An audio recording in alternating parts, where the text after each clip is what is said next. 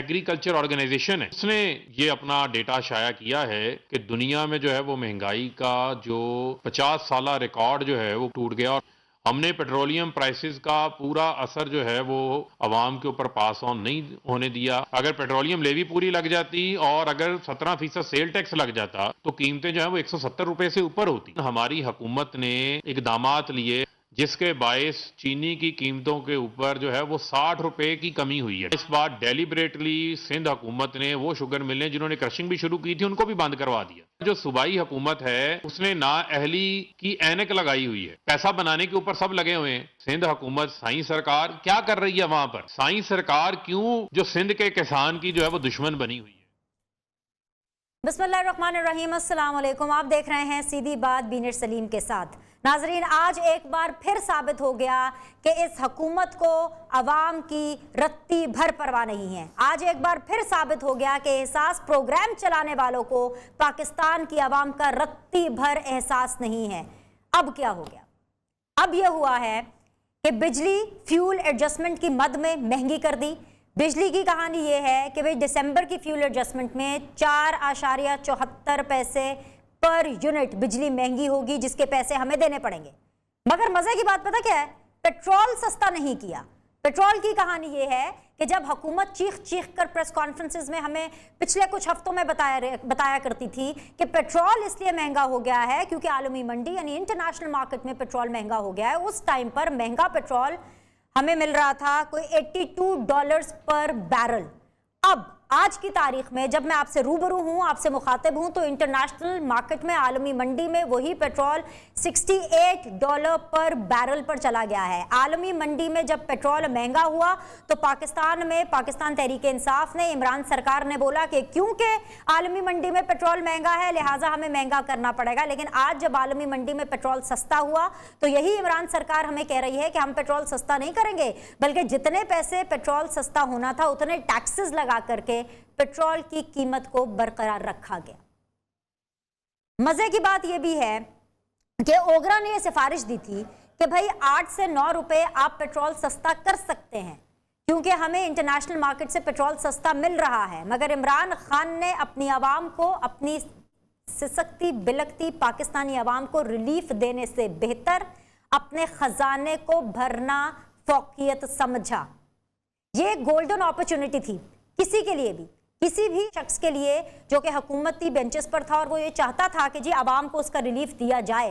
लेकिन अनफॉर्चुनेटली इस golden opportunity से हाथ धो बैठे, इसलिए क्योंकि आपको याद होगा ना इमरान खान साहब के इरशादात, जब वो फरमाया करते थे कि भाई जब आप अपना किचन चलाने के लिए किसी से कर्जा लेते हैं तो आपकी आज़ादी सल्ब हो जाती है, आप गुलाम बन जाते हैं। बिल्कुल ठीक कहते थे इमरान खान साहब, हम गुलाम बन गए हैं, हम IMF के गुलाम हैं क्योंकि IMF की शराइत के हिसाब से हमें टैक्सेस लगाने हैं पेट्रोल पर और इसीलिए हमें अपनी गुलामी का हक अदा करते हुए IMF के आगे अपना सर जो है झुकाना पड़ा और पेट्रोल की जो कीमतें हैं वो इस हुकूमत को कम नहीं करना पड़ी। एक और बड़ी इंटरेस्टिंग चीज़ है, जब भी कोई सियासतदान या जब भी कोई पॉलिटिकल पार्टी बाहर जाती है, उसको पता होता है कि उसने वोट लेने हैं, आवाम के पास जाती है, तो वो ये ज़रूर सोचती है कि उसने आवाम को रिलीफ ज़रूर देना है।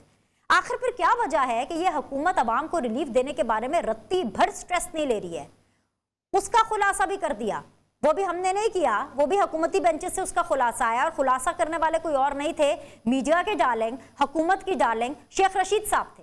शेख रशीद साहब हमें ये बताते हैं, ये फरमाते हैं आज ही के दिन कि भाई 80 ऐसे हलके हैं आइंदा इंतखाबात में जिसके अंदर ओवरसीज पाकिस्तानियों के वोट होंगे और शेख रशीद साहब की अगर माने, उनके प्रोडिक्शन के हिसाब से चले तो वो 80 के 80 हलके पाकिस्तान तहरीक इंसाफ के हक में वोट करने वाले हैं।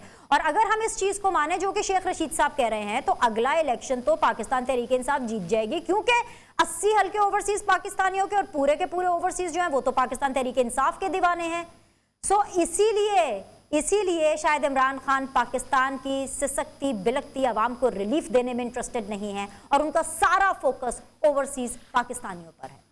एनीवेज नाज़रीन, आज के पैनलिस्ट आपके सामने रखूंगी। नदीम कुरैशी साहब हैं, तर्जुमान है, पंजाब हुकूमत के सिटिंग MP हैं। अस्सलाम वालेकुम, खुश आमदीद।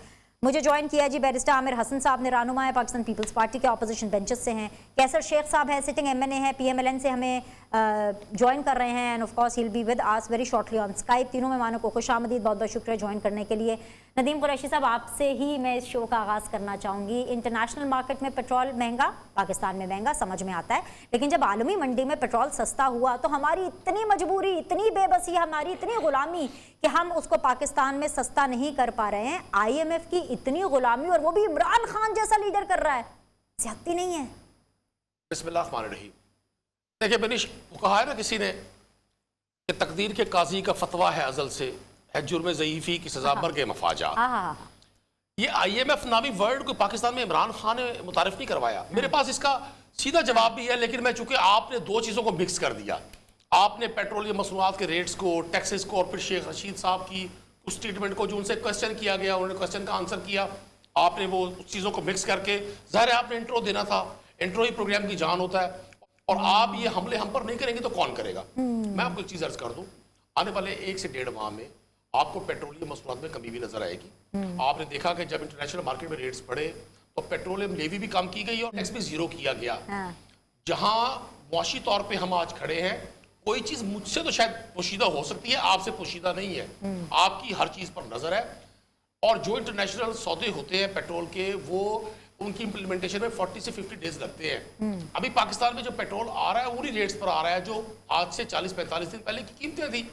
मैं आपको ये यकीन दिला रहा हूं कि ये अगर ये गवर्नमेंट लोगों का एहसास नहीं करती, आपने उस एहसास वर्ड को अपनी मर्जी के अंदाज में तोड़कर, जोड़कर और उसको फूल हार बनाकर हमारे गले में पहना दिया।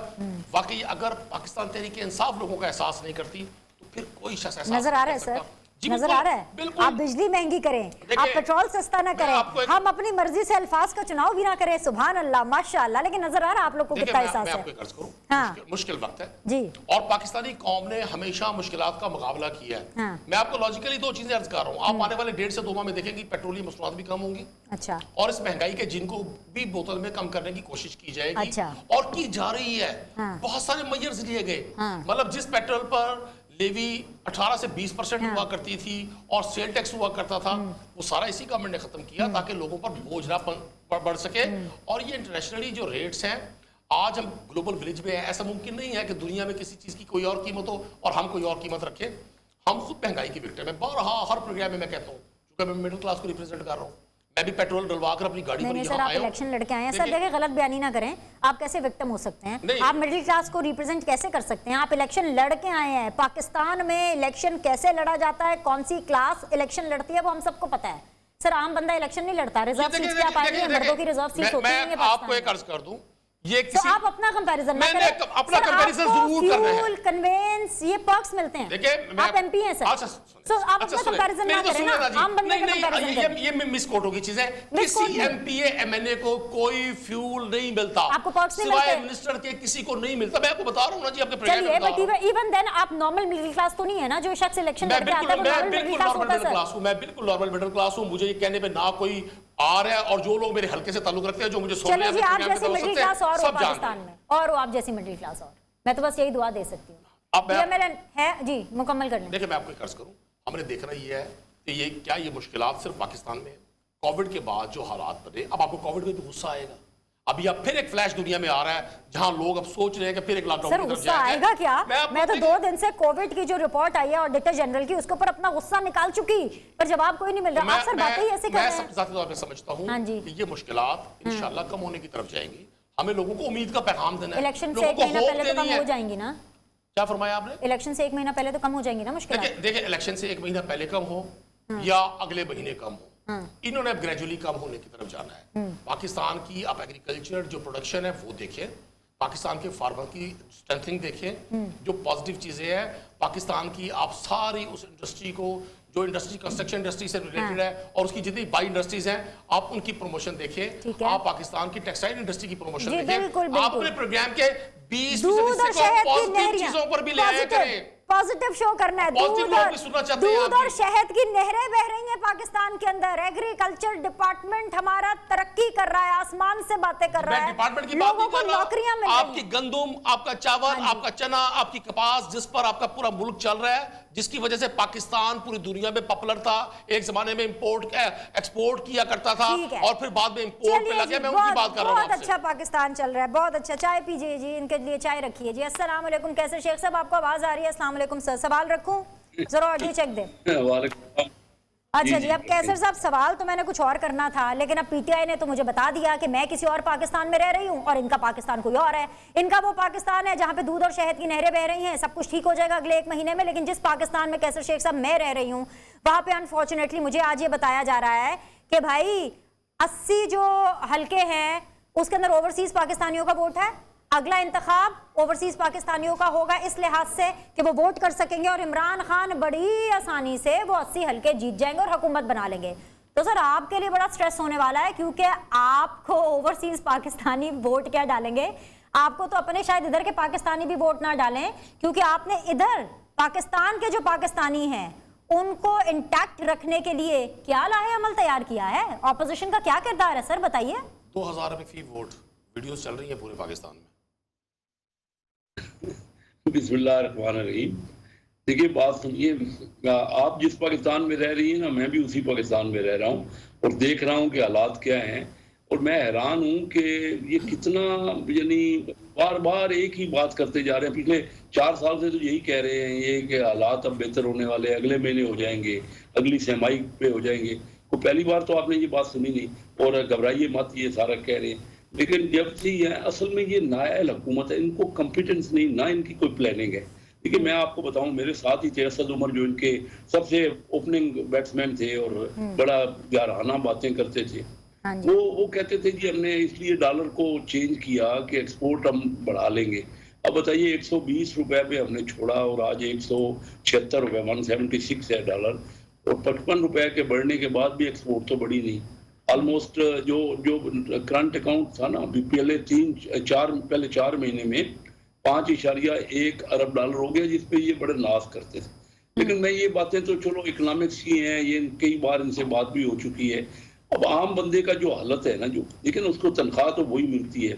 डॉलर आपने 50% बढ़ा दिया, पाकिस्तान रुपए की करेंसी कम हो गई, हर चीज़ डॉलर में आ रही है। इंपोर्ट जो होती है, चाहे वो दालें हों, चाहे खाने का घी हो, चाहे आपकी जो एक्सपोर्ट हो रही है।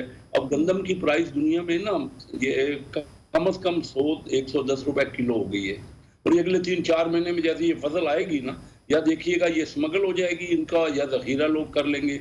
इनके कंट्रोल में तो कुछ होगा नहीं, क्योंकि इनमें कॉम्पिटेंस ही नहीं है। इन बेचारों को अंदाजा ही नहीं है कि गवर्नेंस होती क्या है। कोई एक चीज देख ली ना, चौथी सर्दियां हैं कि गैस अवेलेबल नहीं है और ये प्रिकोर नहीं कर सकते, यानी वक्त पे गैस ले नहीं सकते। ये कोई इतना मुश्किल काम नहीं था। कोई चीज, बिजली के रेट अभी ये बढ़ाने वाले हैं। अब पेट्रोल की बात करते हैं, ऑयल दुनिया में 4 दिनों में तकरीबन 10-11 डॉलर घट गया।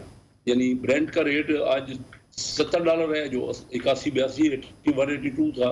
इसी तरह WTI जो है वो 67 और इस लगभग है, जो कि 77 के करीब, तो $10 के करीब घट गया। और इन्होंने जो अनाउंस किया 1 तारीख को, किसी किस्म की कोई कमी नहीं।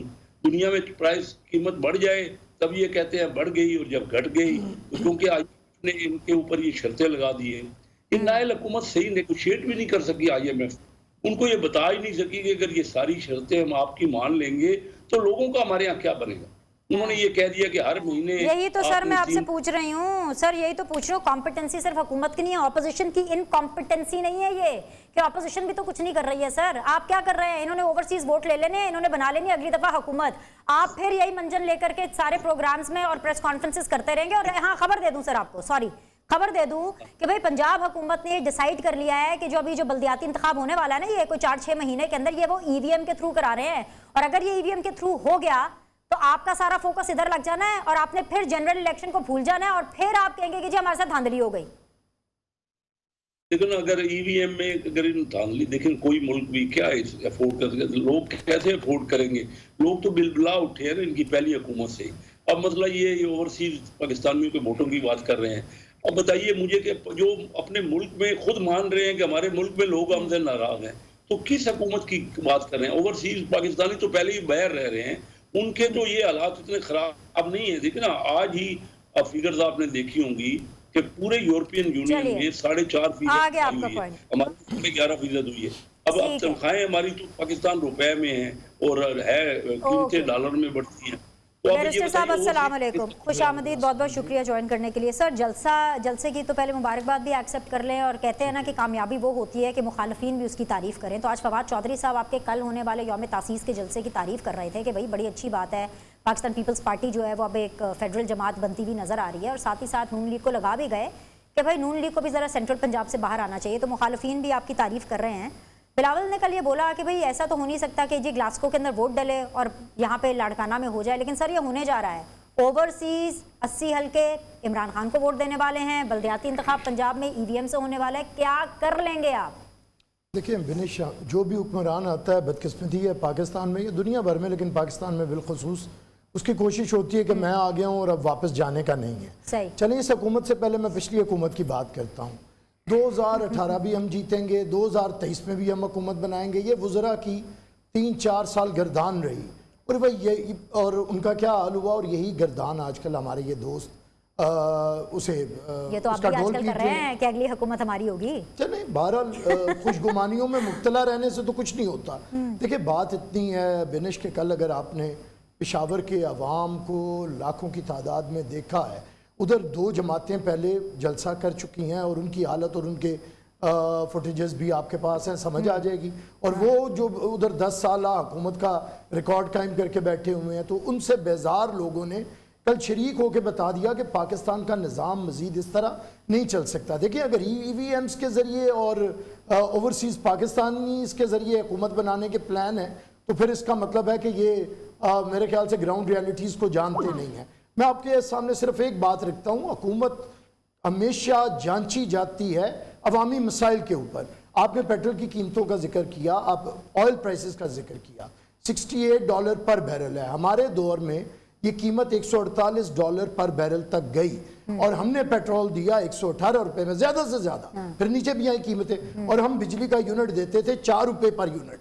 इनके दौर में अब $68 पर बैरल पे ऑयल है, और इस वक्त पेट्रोल की कीमत 150 के ऊपर, और इस वक्त बिजली की कीमत 30 से 35 रुपए पर यूनिट, ये इनका हिसाब है।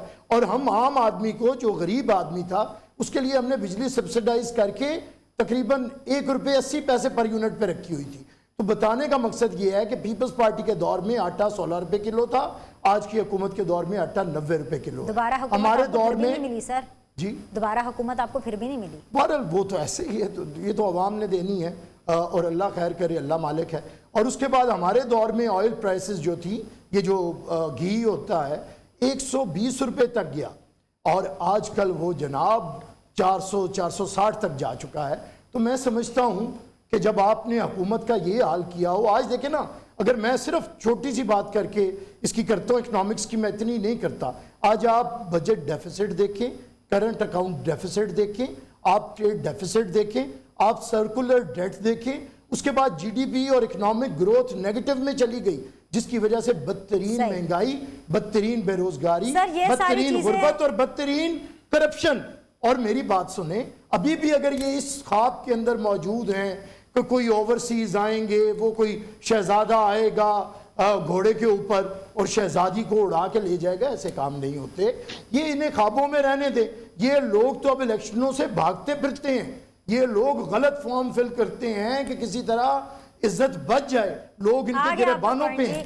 तहरीक इंसाफ की हुकूमत इदारों को ब्लैकमेल कैसे करती है, इसका खुलासा करेंगे इस ब्रेक के बाद, हमारे साथ रहिएगा।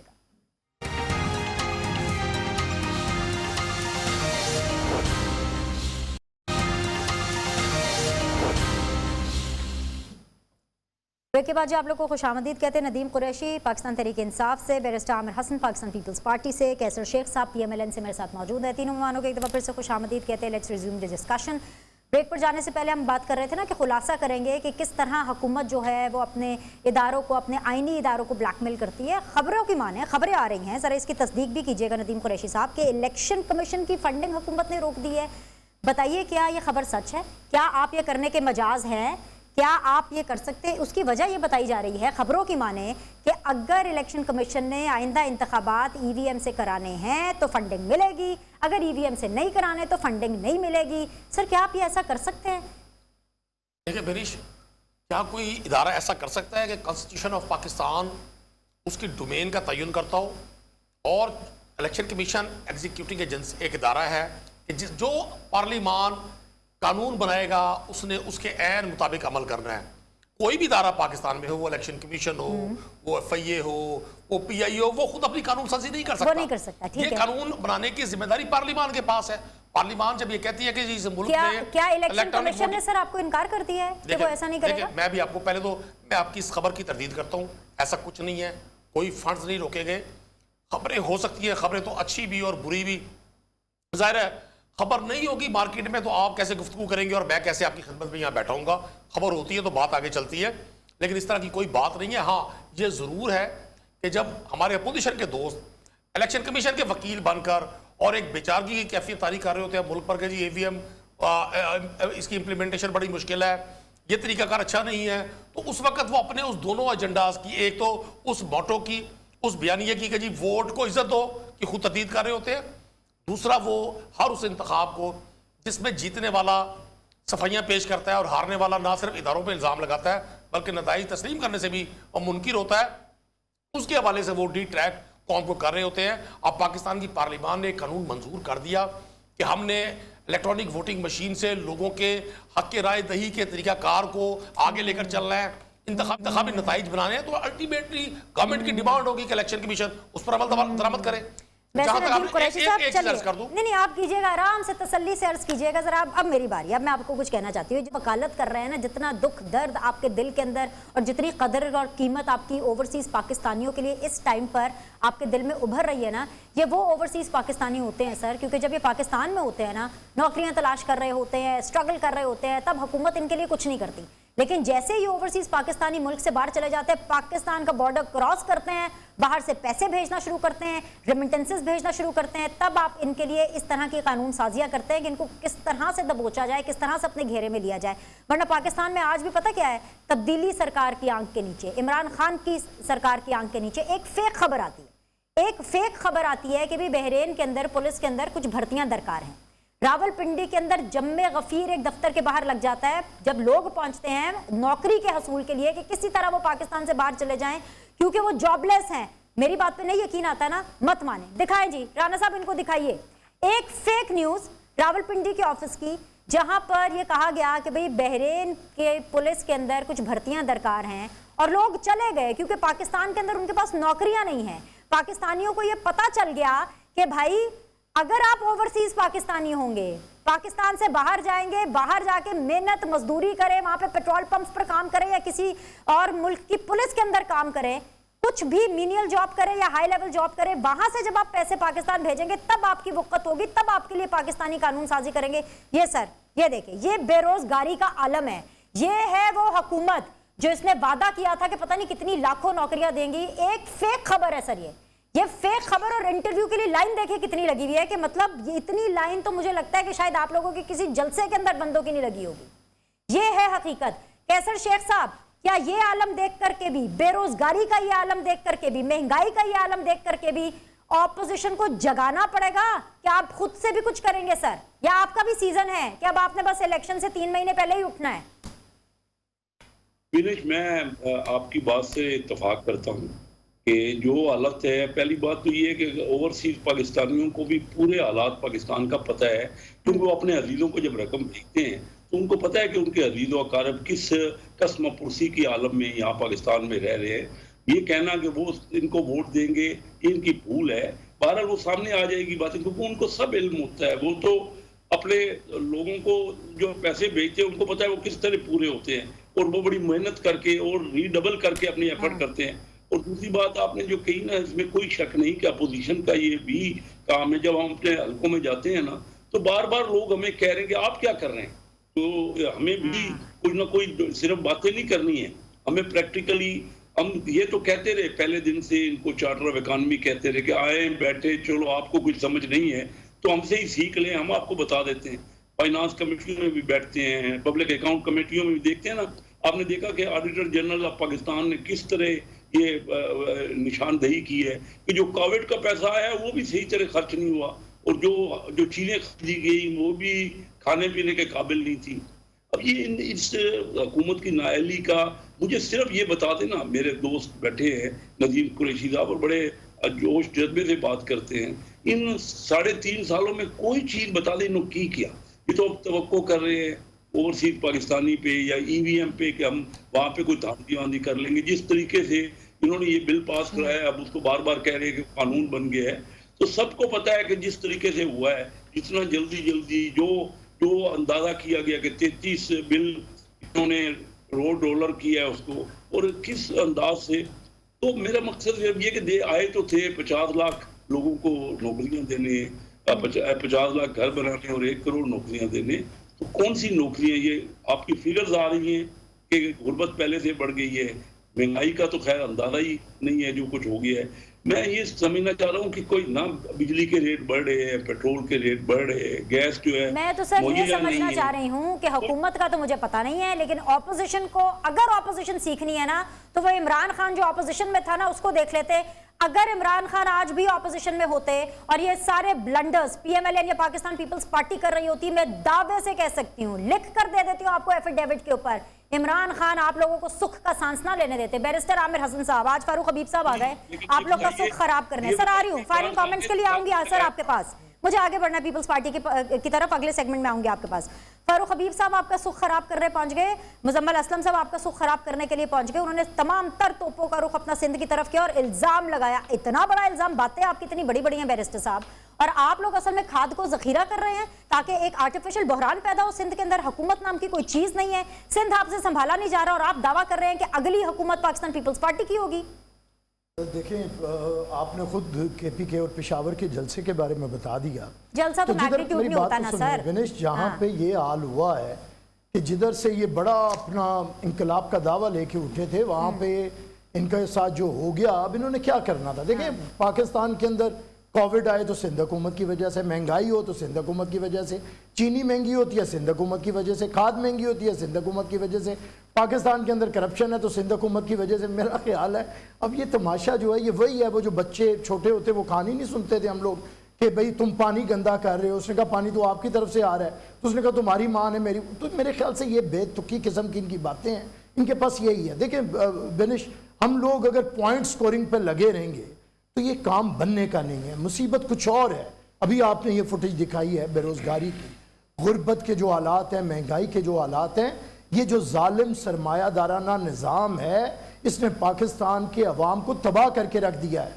और यही पाकिस्तान पीपल्स पार्टी हमेशा से कहती है, हमारी मीशत और इन दोनों जमातों की और आमराना अदवार की मीशत में फ़र्क है। हमारी तरजीह आम आदमी होता है, किसान होता है, मजदूर होता है, तनख्वाहदार मुलाजिम होता है, छोटा दुकानदार होता है। इसीलिए हम 70 लाख लोगों को सब्सिडी देते हैं, उन्हें बेनज़ीर इनकम सपोर्ट प्रोग्राम देते हैं, गरीब आदमी की तनख्वाहों में 150% इजाफा करते हैं, बूढ़े पेंशनर्स की पेंशन में 175-180% तक इजाफा करते हैं, किसान के लिए इमदादी गंदुम में इजाफा करते हैं, उसकी कीमत में, इमदादी फसलों की कीमत में। तो सर, हम लोग मजदूरों के में आके करते हैं, ऑपोजिशन में आएंगे तो कुछ नहीं करेंगे। ऑपोजिशन में अगर आप बिनी समझती हैं कि जो इमरान खान ने ऑपोजिशन की थी उससे मुल्क आगे बढ़ सकते हैं तो मुल्क रुक जाते हैं। मेरे ख्याल में हमने ऑपोजिशन पीपल्स पार्टी ने अपने तरीके से करने हैं, इमरान खान जैसे मेरे ख्याल से जाहिलाना तरीके को तो फॉलो नहीं करना चाहिए। अब चल रहा है मुल्क, जब मुल्क रुक जाते हैं, अभी चल रहा है मुल्क। देखिए, मुल्क तो नहीं चल रहा, लेकिन हाँ। ये उन्हें सोचना है। देखिए तो विनेश, तो आप भी जानती हैं, अपनी आवाज तो उठा लें। मेरी बात सुने, आप भी इसका मतलब ये है कि आपको अपनी हिकमत अमली पर नजर सानी करनी पड़ेगी। बात सुने, बिल्कुल बिल्कुल। ब्रेक लेते हैं, मुझे बाद वापस आएंगे, डिस्कशन को मुकम्मल करेंगे। Will be back.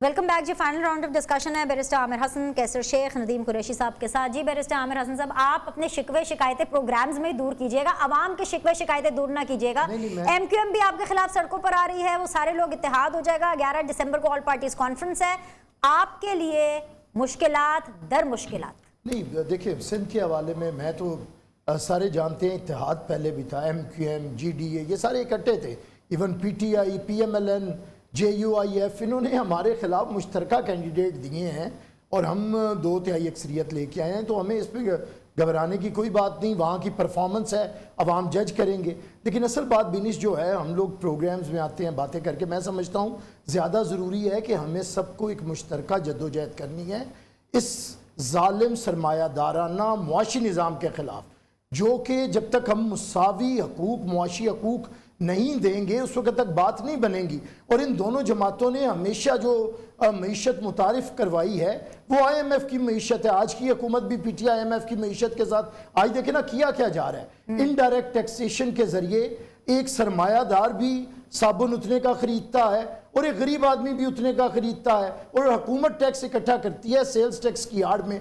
पेट्रोल अमीर की गाड़ी के लिए भी उतना है, गरीब की मोटरसाइकिल के लिए भी उतनी कीमत पे है, और सेल्स टैक्स हुकूमत कमाती है। डायरेक्ट टैक्सेशन, इमरान खान पहले तो हमें बड़ी फिलॉसफी बताया करते थे कि डायरेक्ट टैक्सेशन होगी। मियाँ नवाज शरीफ का हमें पता है वो कारोबारी तबके से हैं, उन्होंने हमेशा बड़े कारोबारी तबके के मुफादात का तहफ़्फ़ुज़ किया है। लेकिन इमरान खान तो उस वक्त बड़ी बातें करते थे, लेकिन अब ये माफियाज के जरिए इन्होंने इसी पे मैं समझता हूँ कि पीपल्स पार्टी की जो मुआशी पॉलिसीज रही हैं उन्होंने हमेशा शिकस्त दी है इस सरमायादाराना निज़ाम को, और हमने तरजीह बनाई है आम आदमी को।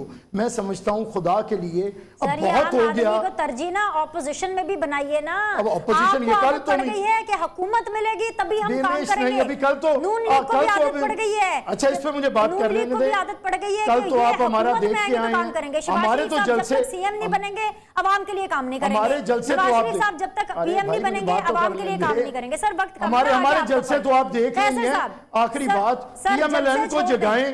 अच्छा खासा ये हुकूमत हम तोड़ने जा रहे थे, ये तोड़ने जा रहे थे। इन्होंने इकट्ठे चैम्बर में बैठते हैं, इकट्ठे पार्लियामान में होते हैं। कैसर साहब जागे, ये आपको जगाना चाहते हैं, जागे जी। बिनेश, मैं तो कराची में ही रहता हूँ और यहाँ कराची में बिजनेस कम्युनिटी का आज से 34 साल पहले Karachi chamber of commerce industry का सदर रहा हूँ। तो मुझे पता है कि कराची के हालात क्या हैं। 14 साल से पीपल पार्टी की हुकूमत है। मैं तो ये सही कह रहे हैं कि कोई ना कोई मिलजुल के कोई मामलात को हल करे। जो यहाँ मैस हुई है, जो सड़कों का हाल है, जो पानी की अवेलेबिलिटी नहीं है, और किसी किस्म की कोई लॉ एंड ऑर्डर का जो सूरत हाल कराची में रही आपके सामने है। मकसद सिर्फ ये है कि हम सबको मिल के पाकिस्तान को बेहतर करना। इनके दौर में मैं तो इनका वेल विशर हूँ कि पीपल पार्टी आगे बढ़े और ज़रूर पूरे मुल्क में वो अपने कोशिश करे। लेकिन आप बताइए कि इनकी 5 साल जो हुकूमत रही उसमें बिजली का किस किस्म का बुरान था कि पंजाब में तो 14 घंटे 16 घंटे हमारे यहाँ रोड में वर्कशॉप थी सारी, वो सब बंद होती थी। वो बेचारे गरीब लोग, बिजली इतना आती ही नहीं थी। चलिए तो आखिरी 1 मिनट है, PTI को देने दीजिए जी। कुरैशी साहब प्लीज, आखिरी 1 मिनट है। पाकिस्तान की आवाम को, मुझे, हम सारे लोगों को ये तसल्ली दे दें कि जो इमरान खान साहब है वो हमारे बारे में भी, पाकिस्तान की आवाम के बारे में भी कुछ सोचेंगे, हम उम्मीद रखें। जिस शख्स का कोई वेस्टर्न इंटरेस्ट अपोजिशन इस 3.5 साल में पूरे इल्जामात के बावजूद साबित नहीं कर सकी, जिस शख्स की कोई प्रॉपर्टी, कोई जाती इंटरेस्ट साबित ना हो सका, अगर उस शख्स से आपको तवक्को नहीं है, फिर मैं आपकी तवक्को को अल्लाह हाफिज कहता हूँ। मैं ज़ाती तौर पर पुरुमीद हूँ। मुझे उम्मीद है इंशाअल्लाह ताला कि इमरान खान ही इस मुल्क के लोगों के मसीहा साबित होंगे, चूंकि उसकी वजह है। अभी बैरिस्टर साहब ने बड़ी तारीखी बातें की। मसीहा नहीं चाहिए, सिस्टम से सुने तो सही ना। बैरिस्टर साहब ने बड़ी तारीखी बातें की जी। पीपल्स पार्टी के दौर में 16 रुपए आटे का रेट था। भाई सिंध में आपकी अब 13 साल से गवर्नमेंट है, आज आप चले 32 रुपए किलो आटे का रेट कर दे, मैं आपको मान जाऊंगा। मैं आपसे वादा करता हूँ, मैं पंजाब में देखे ना, देखिए यही तो वजह है, यही तो वजह है। केपीके के अंदर पिछले 10 साल में क्यों नहीं कमी आई में सरमायादाराना निजाम कर सकती है। ये बिल्कुल ठीक कहा, आप तो समझते हैं, इन्होंने बिल्कुल ठीक कहा कि इस मुल्क में सरमायादाराना निजाम इस मुल्क के सिस्टम की तबाही की वजह है। और वो सरमायादाराना निजाम किसने दिया? इन्हीं 2 जमातों की लीडरशिप ने। मल्टी बिलियनर लीडरशिप कैसे किसी गरीब आदमी की बात कर सकती है? बिनेश, जून जुलाई की सख्त गर्मियों को वही समझ सकता है जो आम आदमी की जिंदगी बसर करता है। ये $8 के फंसे रखने वाले लोग पाकिस्तान के हर हेलीकॉप्टर पे दफ्तर नहीं जाता, अवाम के पैसों से अपनी गाड़ी में पेट्रोल डलवा के दफ्तर नहीं जाता। आज की इस नशिस्त से ये बात अखज़ हो गई है कि nobody wants to work in Pakistan, ना ऑपोजिशन ना हुकूमत। आपसे इंशाअल्लाह ताला मंडे को मुलाकात करेंगे। लुक आफ्टर योरसेल्फ, आपके फीडबैक का इंतजार रहेगा। अल्लाह हाफिज।